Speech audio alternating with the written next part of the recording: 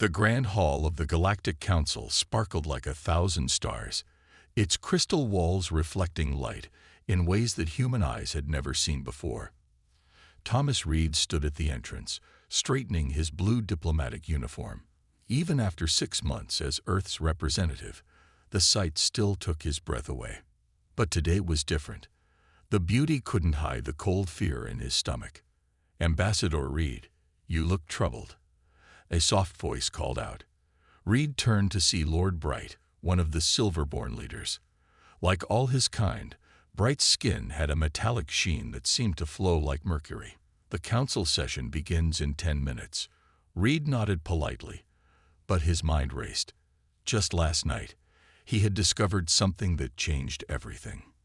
A hidden message, accidentally left in the translation matrix of his computer. Plans for Earth's destruction, written in what they thought was unbreakable code. "Thank you, Lord Bright. I wouldn't want to be late." Reed's voice remained steady, masking his inner turmoil.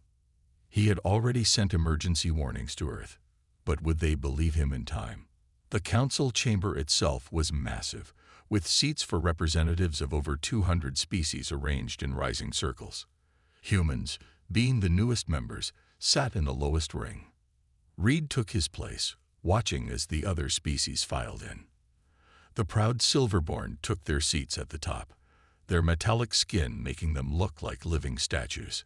"The council recognizes Earth's representative," the High Speaker announced.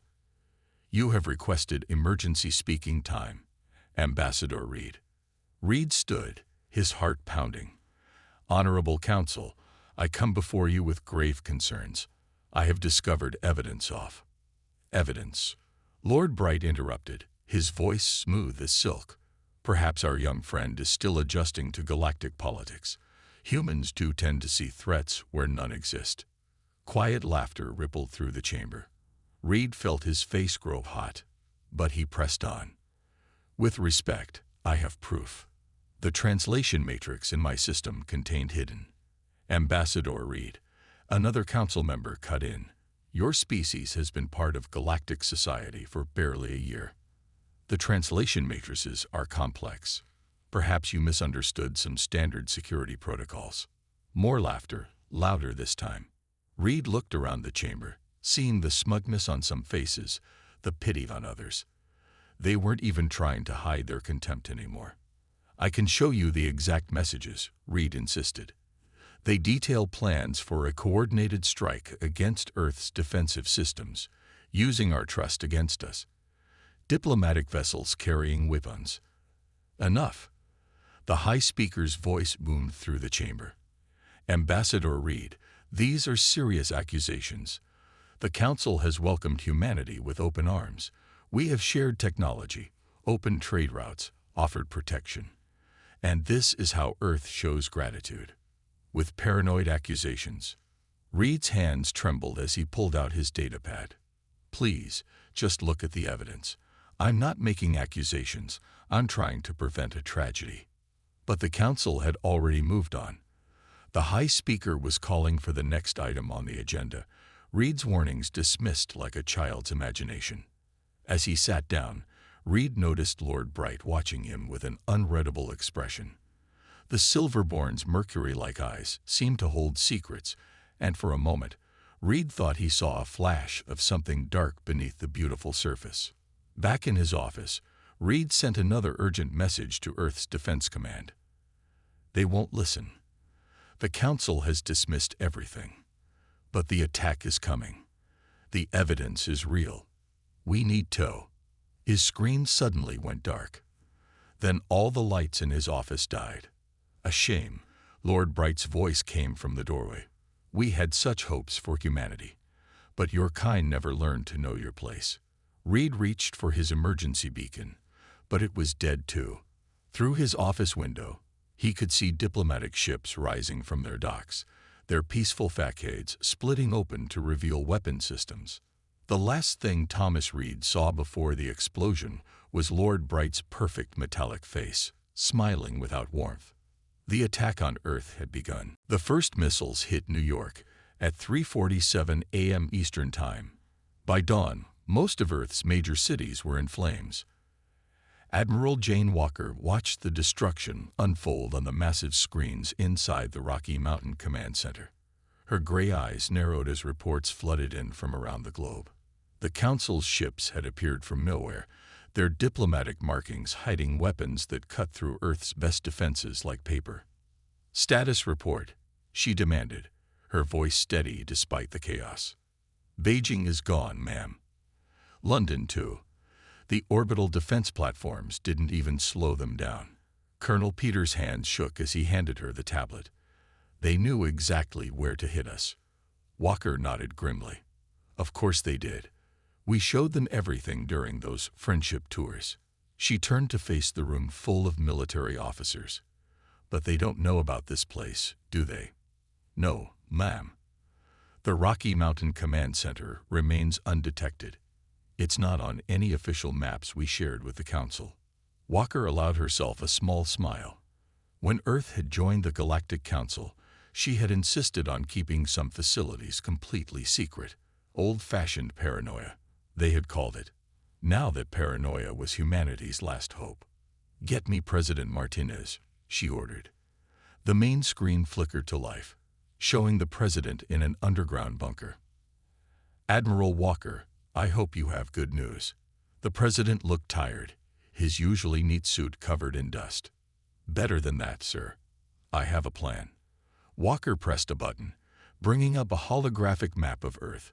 While the Council was busy studying our official military bases, we were building something else, something they don't know about. Red dots appeared across the map, hidden facilities scattered in mountains, deserts, and under oceans. "Welcome to Protocol Thunderstorm, sir." The president's eyes widened. "How long have you been preparing for this?" "Since the day we joined the Council." Walker's voice hardened. "I never trusted their friendly act. Every smile was too perfect, every deal too good. So we prepared for the worst." She zoomed in on one of the red dots. "Each facility contains next-generation weapons and ships, small, fast, and mean. Built using what we learned from their technology, but with human innovation they won't expect." "Mom." A young officer burst into the room. "Council ships are beginning their second wave. They're targeting military bases now." Walker didn't even blink. "Let them. They're hitting empty buildings. Our real forces have been underground for weeks." The screen showed Council ships moving in perfect formation, their silver hulls gleaming in the sunlight. They were beautiful and deadly, like everything the Silverborn made, but they were also predictable. "Send the order," Walker commanded. "All Thunderstorm facilities, commence Operation Payback. Launch Pattern Delta." Across the globe, hidden doors slid open in mountainsides. Underwater bases released sleek black ships that rose from the depths like angry sharks. Desert sands parted to reveal squadrons of fighters unlike anything the Council had seen. "Sir," Walker addressed the president, "I request permission to show these aliens why you don't punch Earth in the face." The president's response was immediate. "Permission granted, Admiral. Make them regret this." Walker turned to her staff. "You heard the president. Battle stations everyone. Today we teach the Council that humanity doesn't roll over and die." As her officers rushed to their positions, Walker watched the first wave of Earth's hidden forces engaging the Council ships. The aliens' perfect formations broke apart in confusion as human vessels seemed to appear from nowhere, striking hard and fast before disappearing again. "They thought they knew everything about us," Walker muttered. "They studied our official bases, our declared weapons, our standard tactics, but they forgot something important." She smiled as another Council ship exploded on the screen. "Humans are really good at learning from our enemies, and we're even better at surprising them." The battle for Earth had begun, and Admiral Walker intended to make it a lesson the Galactic Council would never forget. Deep beneath the Swiss Alps, in a bunker that didn't officially exist, Dr. Robert Nash stared at his computer screen with bloodshot eyes. For 3 days straight, he had been studying the alien technology salvaged from a crashed Council ship. Coffee cups littered his desk, testament to his refusal to sleep. "Dr. Nash," a voice called from the doorway. "The Admiral is asking for updates." Nash waved the messenger away without looking up. He was close to something. The alien interface was responding differently to human brainwave patterns than it did to the Council species. There was something here, something important. "I said the Admiral is waiting," the voice insisted. Nash finally turned around, ready to snap at the interruption. Instead, he found Admiral Walker herself standing in his lab. "Oh," he scrambled to stand. "Admiral, I didn't realize." "Sit down, Doctor." Walker pulled up a chair. "Tell me what you found." Nash's exhaustion vanished as excitement took over. "It's amazing, Admiral. Look at this." He pointed to his screen, which showed two different brain pattern displays. The blue one is a silver-born neural pattern. The red is human. Walker studied the patterns. "They're completely different." "Exactly." Nash typed rapidly, bringing up more displays. "The Council species all have similar neural patterns, organized, structured, almost mathematical. But human brains," he grinned, "we're chaos in comparison. Our neurons fire in patterns they've never seen before." "And this helps us how?" Walker asked, but her eyes showed growing interest. Nash grabbed a strange-looking helmet from his workbench. "Their technology is designed to work with their ordered thought patterns. But watch this." He put the helmet on and closed his eyes. On the screen, alien text began scrolling rapidly, faster than any Council species could manage. "Holy!" Walker leaned forward. "You're controlling their systems." "Better than they can," Nash said proudly. "Their tech expects perfect, ordered commands. But human creativity, our ability to think sideways and make unexpected connections, it overwhelms their systems. We can make their technology do things they never imagined possible." Walker's mind raced with possibilities. "Can you weaponize this?" "Already have." Nash led her to a larger room where dozens of scientists worked on captured alien devices. "See those rifles? Council weapons, but modified to interface with human neural patterns. They're twice as powerful now because we're not limited by their rigid thinking." He pointed to a row of small silver spheres. "And those? Council communication nodes. In their hands, they can coordinate a fleet. In ours, we can hack their entire network because our thought patterns are too chaotic for their security systems to recognize as threats." Walker picked up one of the modified rifles, feeling its strange weight. "Mass production. Started yesterday. We're also training soldiers to use them." Nash's face turned serious. "Admiral, there's something else. Something bigger." He led her to a sealed door at the back of the lab. Inside was a massive alien engine, pulsing with blue light. "Their FTL drive works on the same principle," Nash explained. "It's built for precise, mathematical thinking. But human minds," he paused for effect, "we can push it further, much further." Walker understood immediately. "You're saying we can make their ships go faster than they can. Faster, more maneuverable, more efficient. Everything they built, we can use better than they can. Simply because we think differently." Walker stared at the engine, a slow smile spreading across her face. "Dr. Nash, I think you just changed the course of this war." She activated her comm unit. "All commands, this is Admiral Walker. Implementation of Project Chaos begins immediately. I want every soldier trained on modified Council tech within 48 hours. Looking back at Nash, she added, "The Council thought our primitive minds made us inferior. Time to show them that chaos can be a weapon too." Nash nodded, already turning back to his work. The Council's greatest advantage had just become their biggest weakness. Humanity's messy, creative, unpredictable minds were about to teach the galaxy's oldest civilization a lesson in innovation. Captain Maria Torres watched from the shadows as another Council supply ship docked at Station Alpha. Her cleaning uniform itched, but she ignored it.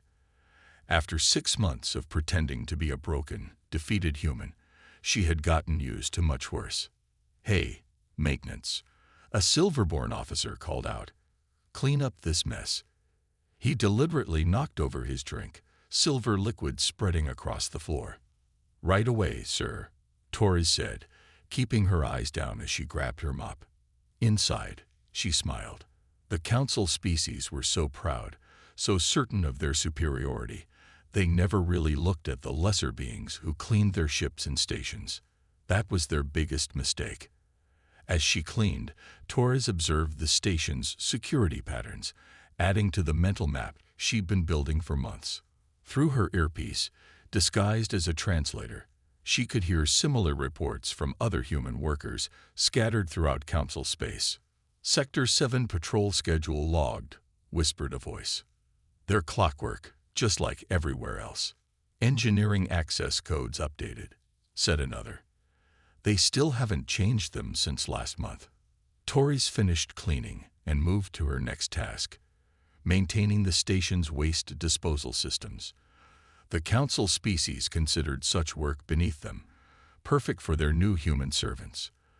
They never questioned why Earth's surrender had included so many maintenance specialists. In her tiny quarters that night, Torres activated her secure comm unit, hidden inside a broken food processor. "Team leaders, report." The responses came in one by one. Humans had infiltrated every major council facility, working as cleaners, cargo handlers, maintenance crews, and food servers, all gathering intelligence, all waiting for the signal. Alpha Station, green. Beta Station, green. Gamma Station, green. Council Homeworld, green. Torres allowed herself a small smile. When Earth had publicly surrendered 3 months ago, the Council had celebrated their victory. They had graciously accepted human workers to handle their menial tasks, never wondering why Earth's government had been so insistent on this point during the surrender negotiations. Her tablet buzzed with an encrypted message from Admiral Walker. "Project Chaos ready. Sleeper cells activate in 48 hours. Finally. Torres sent the confirmation code and began her rounds, personally checking on each member of her team. They had been preparing for this moment for months. In the station's maintenance shaft, she met with Jack, who posed as a waste management worker. "Are the modified weapons in place?" He nodded, opening a panel to reveal council rifles, altered with Dr. Nash's improvements. Hidden in every service tunnel. They never searched these areas, too dirty for their precious silver skin. "Medical bay secure?" she asked Lisa, a food service worker. "Better." Lisa grinned. "They made me supervisor last week.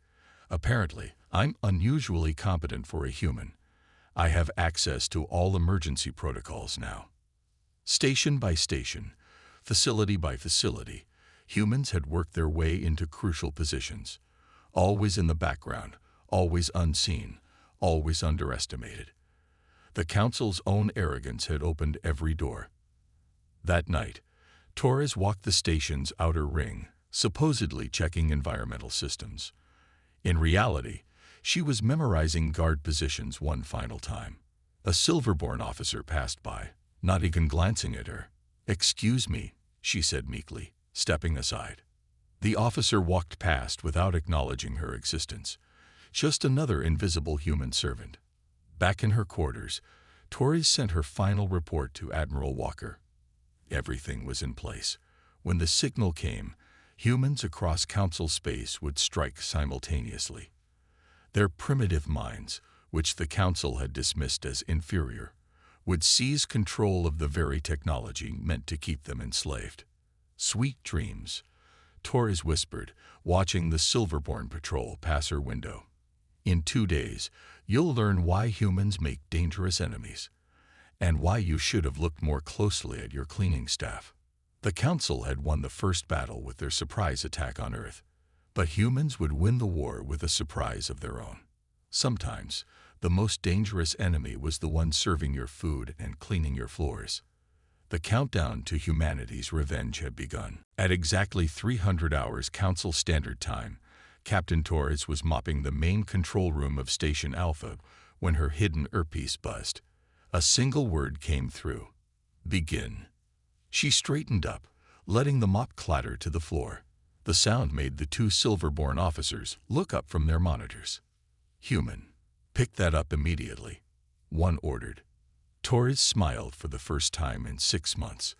I don't think I will. She pressed a button on her cleaning cart, and hidden panels sprang open, revealing modified Council weapons. Across Station Alpha, similar scenes played out. Human maintenance workers stopped pretending. Food servers pulled weapons from their carts. Cleaning staff activated hidden devices. Every service tunnel that the Council had never bothered to check became a staging ground for attack. Security breach in Sector 7. An alarm blared. Weapons fire in engineering.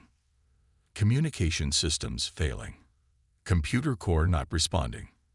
In the control room, Torres watched the chaos unfold on the main screens. The Council's perfect order was breaking down as humans revealed themselves everywhere at once. Their modified weapons, powered by human thought patterns, cut through Council defenses like they weren't even there. This is impossible. A Silverborn commander shouted, his metallic skin rippling with anger. You're just maintenance workers. We're humans. Torres corrected him, holding one of Dr. Nash's modified rifles. And you should have looked closer at who you let clean your ships. The station's defense ships tried to launch, but found their systems locked. Human cargo handlers had spent months secretly rewiring launch controls. The proud Council fleet sat helpless in their docks, crews trapped inside. Admiral Walker, Torres spoke into her comm. Station Alpha is ours. Similar reports began flooding in from across Council space. Beta Station secured. Gamma Base under human control. Council shipyards captured. The Council's perfect system, built on strict order and hierarchy, collapsed in the face of human chaos.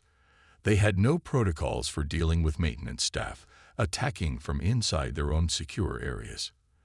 Their rigid military training had no answer for enemies who didn't fight like soldiers. In the station's detention block, Torres personally opened the cell holding Ambassador Reed. He had survived the initial attack on Earth, imprisoned and forced to watch as the Council claimed victory.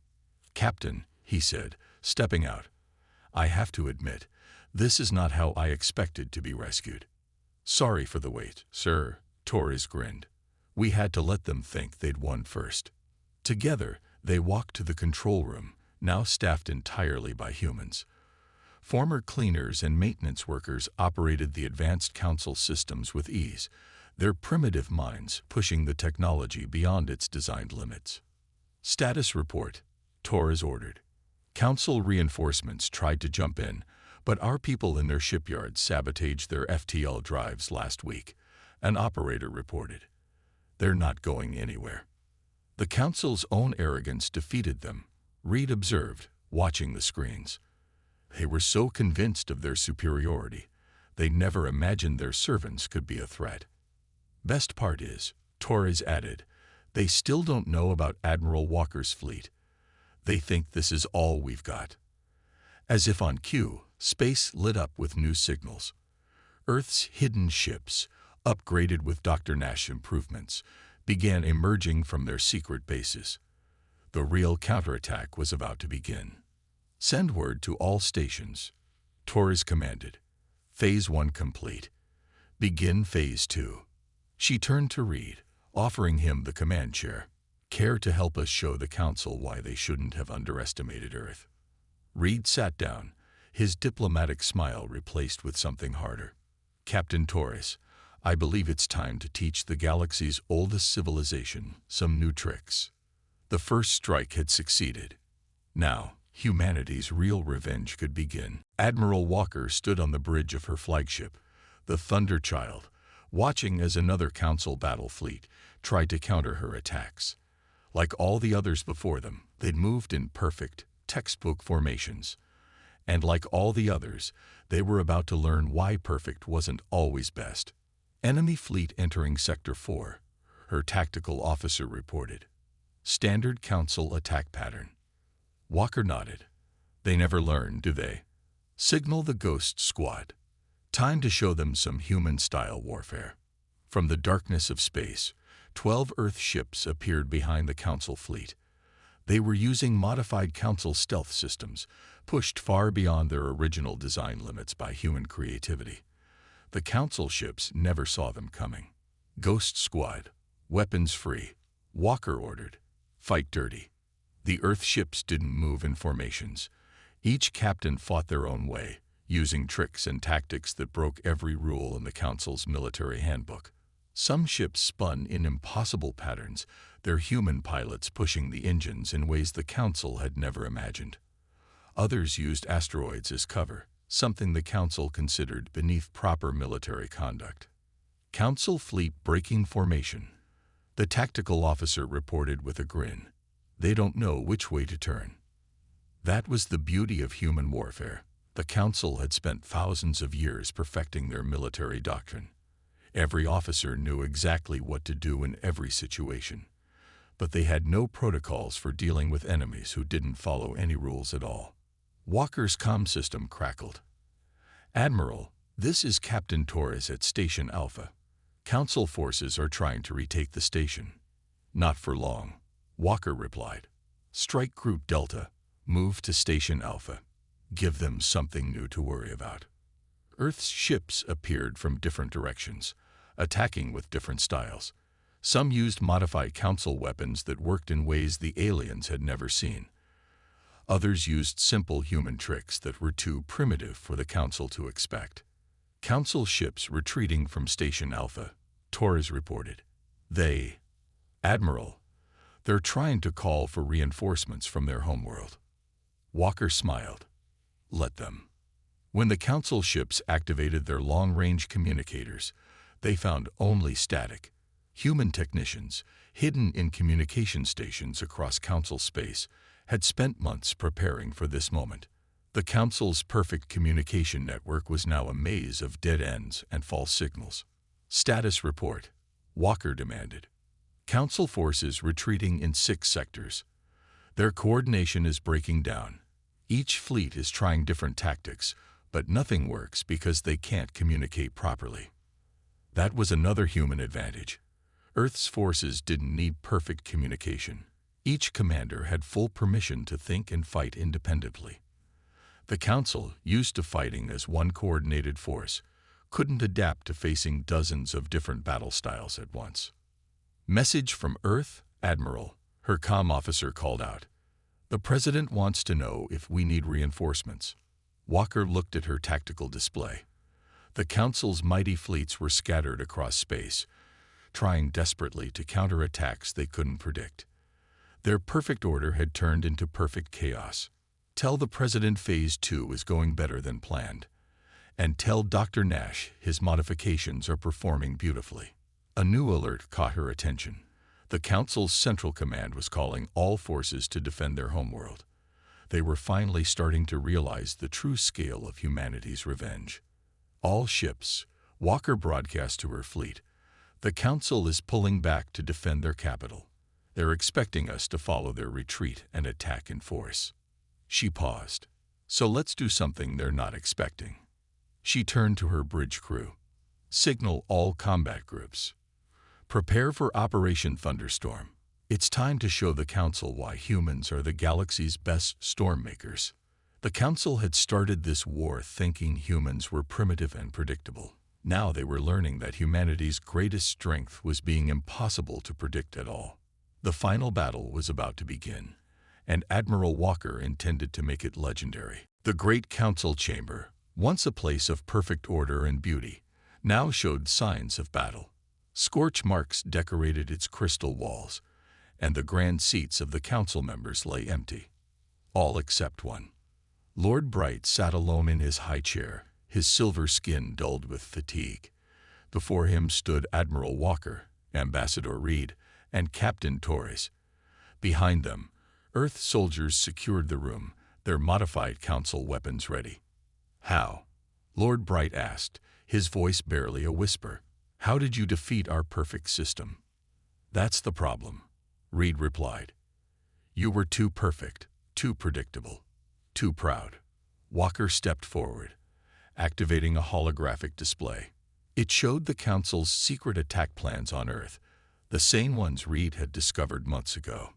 "You plan to destroy us because we were unpredictable," Walker said. "Different. But those differences are exactly what let us beat you." The display changed, showing scenes from the final battle. Earth ships appearing from nowhere, using impossible tactics.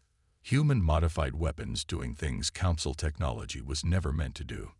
Maintenance workers turning entire stations against their masters. "Your civilization spent thousands of years becoming perfect," Torres added. "You made everything orderly, predictable, controlled. But humans? We thrive in chaos." Lord Bright's metallic eyes narrowed. "You will destroy everything we built. Thousands of years of perfect order." "No," Reed interrupted. "We're going to make it better." He pressed a button, and the chamber's doors opened. Representatives from other Council species began filing in.